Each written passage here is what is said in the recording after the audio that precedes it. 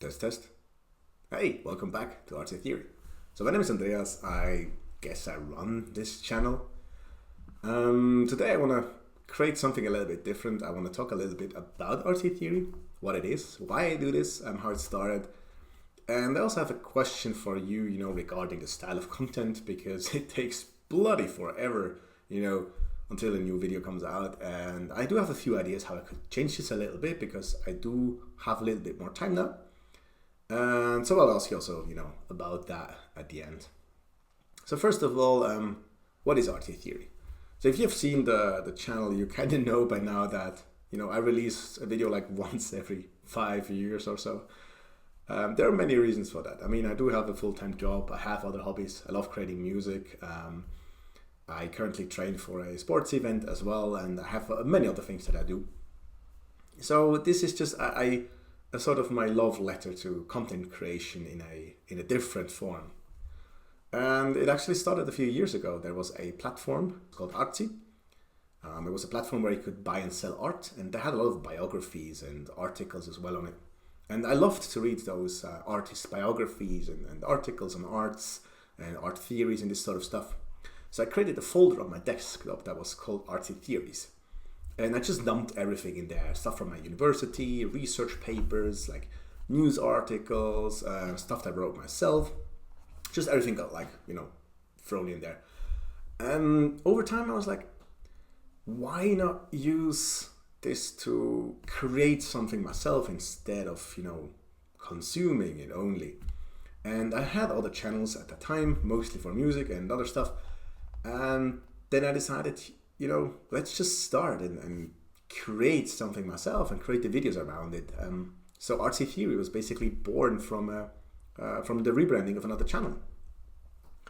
And I love it. I love arts, I love anime, I love philosophy, and I love cultures, video games. I think it's an amazing time to live in regarding creative stuff that is created, except the all AI stuff that is extremely homogeneous, which is also sort of why it takes me forever to write this stuff. I mean, because I don't use tools to support it like a ChatGPT or so, because I think it helps me to put my thoughts into writing and really having to think about how to articulate stuff and put it in a coherent way that it forms a storyline and get better at this without just pumping it out through ChatGPT.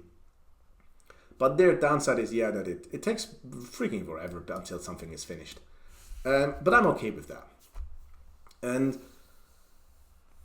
I guess that the stuff of the style of content that I consume is also goes a bit into the same direction. I'm one of those nerds who would watch the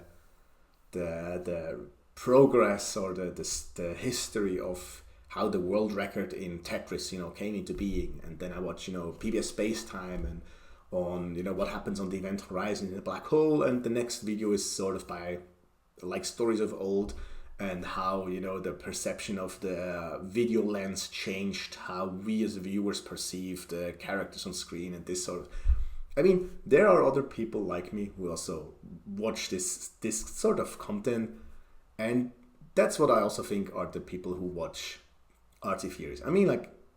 Just the thought of having more than 1,000 people watching me explain the art concept or the art program of Spirited Away is kind of mind-blowing. That's a small stadium full of people who watched this.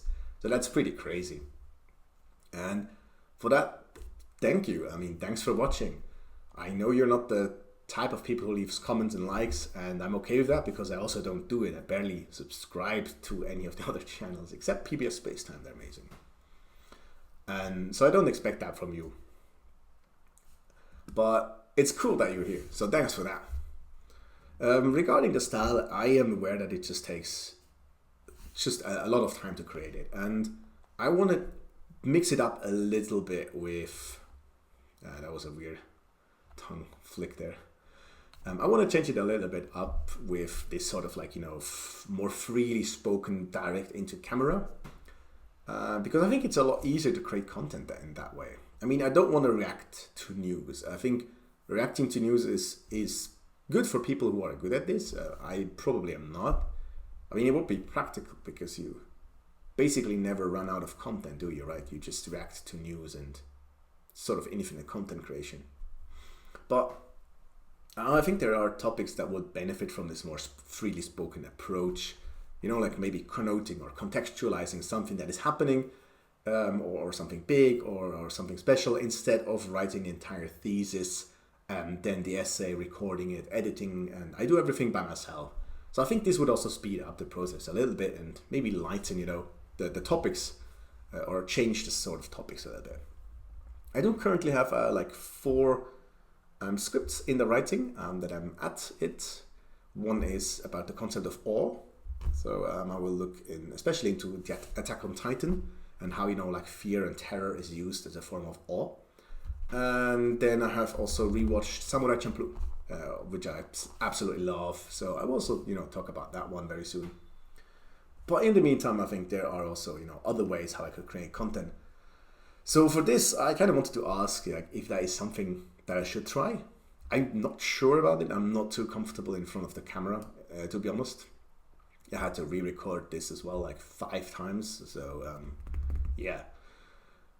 So I thought about, you know, creating a community post about that, and maybe you could, you know, leave a vote or a comment about it, like what you think, if I should do that or not.